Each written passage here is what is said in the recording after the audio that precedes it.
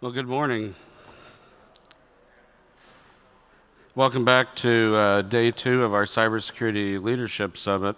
Hope you enjoyed yesterday and learned a lot. I certainly had fun, thought it was a lot of good material. So I'm John Tolbert, lead analyst here at Coopinger Cole. And today I wanted to start off by talking about a new concept we're introducing called the Information Protection Lifecycle and/or framework. I think it's a little bit of both because I talk about the beginning and end of data, but some of my colleagues pointed out that it's a little bit like a framework too, because I try to address different kinds of tools that are involved in each of these 6 phases.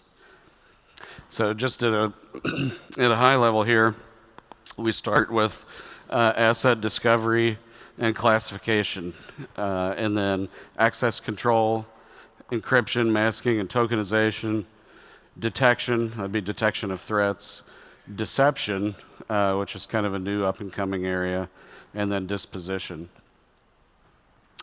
You know, I think it is one of the more difficult areas, how to do a full information protection plan. It's very complex. You know, there are a variety of different data formats that you have to consider, structured versus unstructured data, data associated with applications, distributed storage.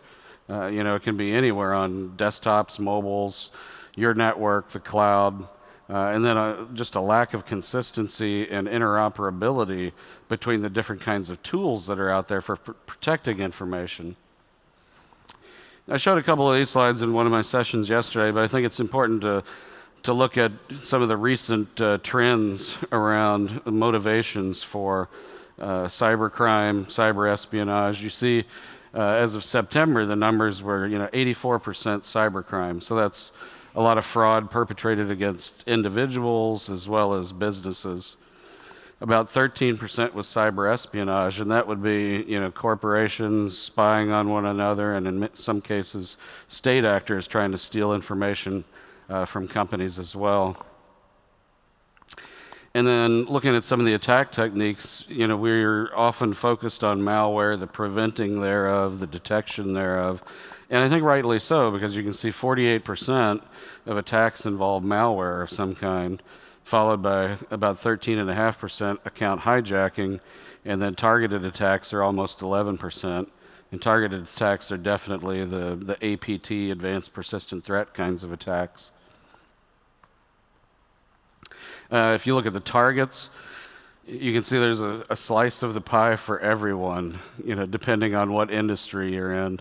Individuals are still being hit pretty hard, but then it goes all across the range of public administration, defense, social security, healthcare, finance, manufacturing. So everybody's experiencing some form of cyber attack or another.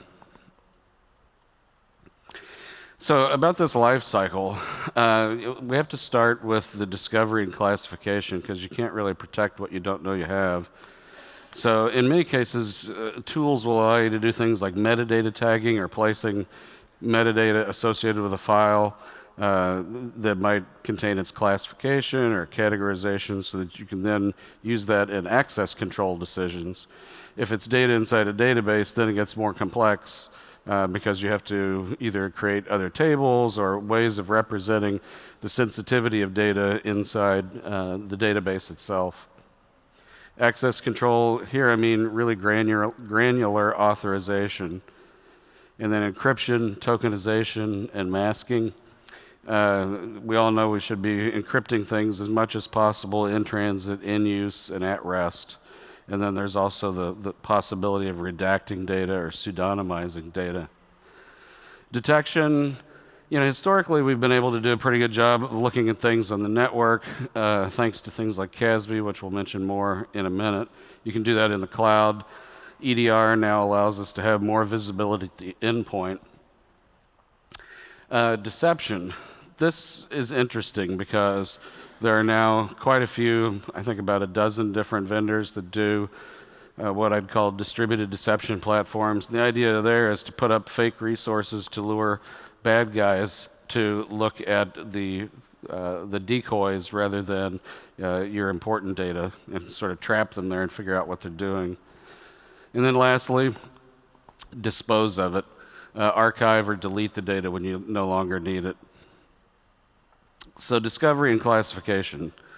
I think, this is becoming a little bit easier now, actually, thanks to things like GDPR, where we're required to do data privacy impact assessments, things like that. So organizations are taking a look at the data that they have on hand and categorizing it.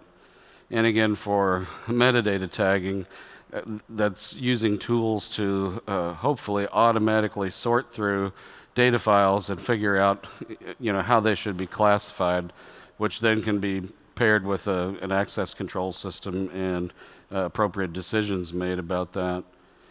And yeah, with databases, so much, it's not just SQL anymore, as we all know. There's a lot of NoSQL types of databases too, and that makes it even more complex for being able to adequately represent the sensitivity of the data inside the database. So access control. You might be familiar with this model. This is the good old XACTML reference model, where we have policy information points. In many cases, that's like an LDAP repository. Policy administration points, where business users write the policies that govern who can get access to what. Policy enforcement points, which mediate the decision. So a user will, let's say, have a request to get access to some document on a web server. The PEP, like a plugin code, intercepts that, sends it off to the PDP and asks, should this user be able to get access to this? And that relies on looking at attributes about the user, attributes about the resources themselves, and then various environmental factors. What makes it more complicated is that there's quite a few different access control protocols and standards that are already out there. We see a lot of usage of JSON for this, JOT, Java Web Tokens. OAuth is very pervasive. People think of SAML as mostly for federated authentication, but I know a lot of organizations will draw additional attributes and put them in a SAML assertion so that you can do authorization and access control based off a SAML assertion too. And then there's UMA, or user managed access, which was designed to enable users to have a greater say in what happens, more specifically to their PII. And then last but not least, our good old friend XACTML that I was proud to be involved with for a while, but I think it was so complex it really didn't catch on as well as it should have. So in thinking about doing access control at the desktop level, think about using DLP programs. You need to install an agent. Users would, let's say, try to download data files to thumb drives or upload them to different websites. You can sort of have more control over that if you have like a DLP policy administration point and then put agents on the machines. You can stop those things by policy. DLP is another kind of technology that I think had a lot of promise but got bogged down because of complexity. On the mobile side, you can sort of do the same thing with unified endpoint management or mobile device management solutions. But again, that requires some policy infrastructure in order to be able to stop those kinds of things. CASB stands for Cloud Access Security Brokers, and I think this is an important component here because, as we've heard from many times before from many people, there are lots of companies out there that have shadow IT organizations that, maybe they're associated with different lines of business, and they just don't feel like they're getting what they need out of corporate IT, so they run out and use infrastructure as a service or software as a service, and IT doesn't even know what's going on. So you can use CASB for the discovery phase in access control here as well. But I think the real power of CASB is in allowing you to design access control policies that can kind of mirror what you do on your on-premise systems too. So you could actually use CASB solutions to do the access control and serve as that enforcement point for all the cloud services that your organization may be using. And then, to me, this makes it a pretty critical IPLC, or Information Protection Lifecycle component. You've got to be able to know where your data is, control it, and keep those policies consistent with what you're doing inside your organization. So encryption, tokenization, masking. Encryption in transit, more and more we see this being used effectively. SSL is outdated. We should all be using TLS 1.2 or better. But also think about the risks of implementation errors, remembering Heartbleed especially. There are still widespread use of unencrypted protocols inside networks. It's better to replace that with things like SSH or SFTP. Application level encryption is great too, things like SMIME for email, and then encrypting your network tunnels with either SSH or IPsec. And then just enforce encryption, again, by policy wherever possible to block unencrypted protocols on your firewalls or your borders inside your network segments. Encryption at rest. There's several different ways of looking at that. There's disk encryption. That's kind of designed to keep disks safe if they get removed from machines. But then you've got file level encryption. Again, it's better to do this by policy, maybe leveraging those metadata attributes that were applied during the discovery and classification phase, and making sure that you encrypt the things that are important to you. Database encryption, again, there are different kinds of technologies. Sometimes they may use proprietary infrastructure, but the encryption needs to be standards-based. And then figuring out the right mix of encryption, depending on the kinds of things that you use in your organization, is something to be considered. So we encrypt it at rest, we encrypt it in transit. What about when we use it?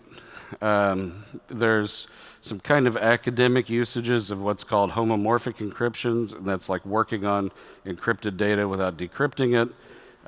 Doesn't really scale that well yet. Some organizations I know use what we call secure enclaves, so that's like a very secure work environment you've got a VPN into, and all the data is kept inside that environment. That can be costly and difficult to maintain. It's not something that you can really do in a cloud or a SaaS environment that well either. Masking, pseudonymization, and tokenization. At the heart, these are all forms of data substitution. You've got the irreversible kinds. Pseudonymization, this is especially around making sure that you can't associate data with a particular user. Static masking. I was involved in a project years ago where we were doing this for, in the US to get rid of social security numbers. So you effectively destroy the social security number except for the last 4 digits. On the reversible side, there's format preserving encryption types. In the payment card industry, they've used vaulted tokenization for many years, but we see a trend now more toward the vaultless tokenization kind. This kind of alleviates the risk from certain parties in the payment transaction ecosystem. So there's a lot of value in being able to do that. Detection. Probably for 20 years we've had things like intrusion detection systems. Some are network-based, some are host-based. I think people have gotten value out of those, but at the same time, they're really, really difficult to fine-tune. It takes a lot of security analysts sitting around trying to figure out what's good and what's bad, and then being able to not be overwhelmed with false positives. So IDS systems are kind of tried and true, but they're also kind of tired. So there are newer solutions that have been around for a while that tend to be called now network threat detection and response. The main difference there is instead of being based on a lot of static rules, they use machine learning algorithms to crunch through tons and tons of data and develop a baseline and then look for anomalies. So there's definitely some advantages in the newer approaches with network threat detection and response. On the server side, you've got SIM, dumping all the server logs into a huge data lake where you can then automate processes to look for bad things that may have happened. EDR, like I was mentioning earlier, I think is a nice tool. It's not really for everybody because it's really complex to run, but it also gives you visibility to the endpoint that you would not have had otherwise. I mean, you can capture lots of great stuff going across the network, but EDR allows you to instrument endpoints and collect information like around process launches, process injections, registry changes, and then be able to see the big picture across your entire enterprise. So I think there's value in each of these newer technologies, but AI, ML notwithstanding, they still require very knowledgeable human analysts to get any value out of.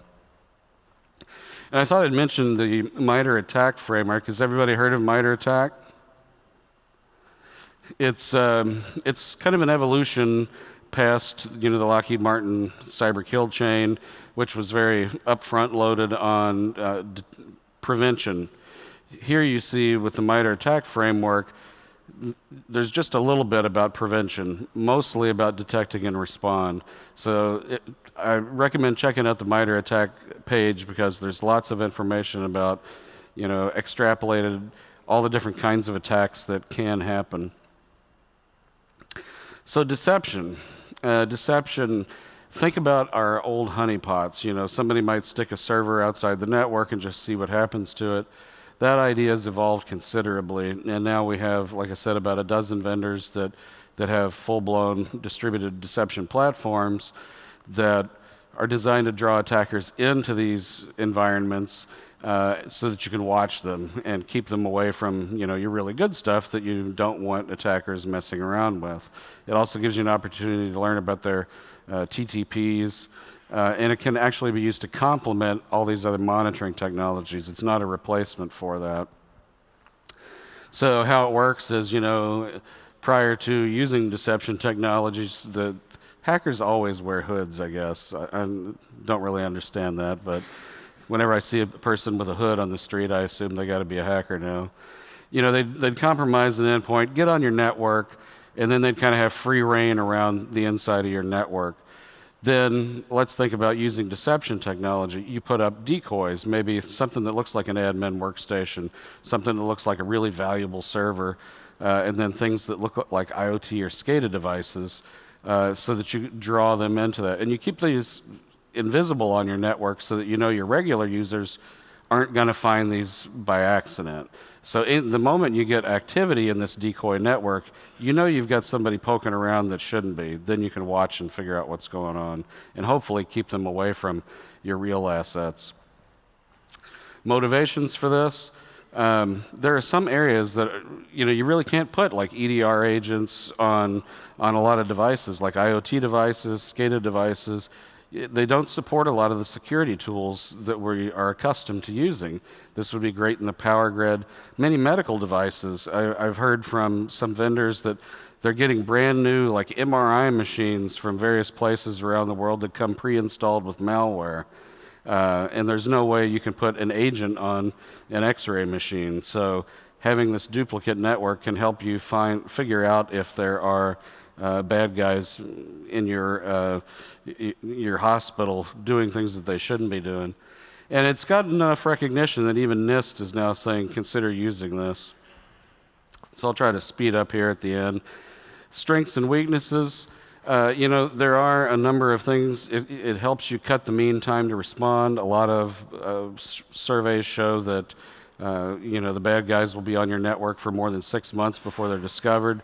So the idea here is you find them and get rid of them faster. It still takes very knowledgeable people to run that. That's the threat. The weaknesses is it can be difficult to implement and administer. And at this stage, it can be difficult to convince executives to spend money on a deception kind of project. But the opportunities are great. The market shows it's a really growing kind of technology. So lastly, disposition. You probably already know where I'm going here. Data retention laws govern how long we have to keep certain kinds of data and then what we should do with it. quickly, I would just say, archive the things that you don't actively need every day, and then use the principles of data minimization. Get rid of what you don't need. Just simply get rid of it and reduce your risk from a regulatory exposure as well. So I put this together. It's incomplete. I haven't finished it, but trying to think of the tools that map to each one of these components. Feel free to hit me up afterward. I'll be around all day, or email me later. This is a work in progress. I think there's a lot of value in trying to put together something that's focused on information protection, because we've got cybersecurity frameworks of different kinds and ISO, but I just want something that's really focused on what do we do, how do we protect our most critical information. And with that, I will bring up Clara Jordan.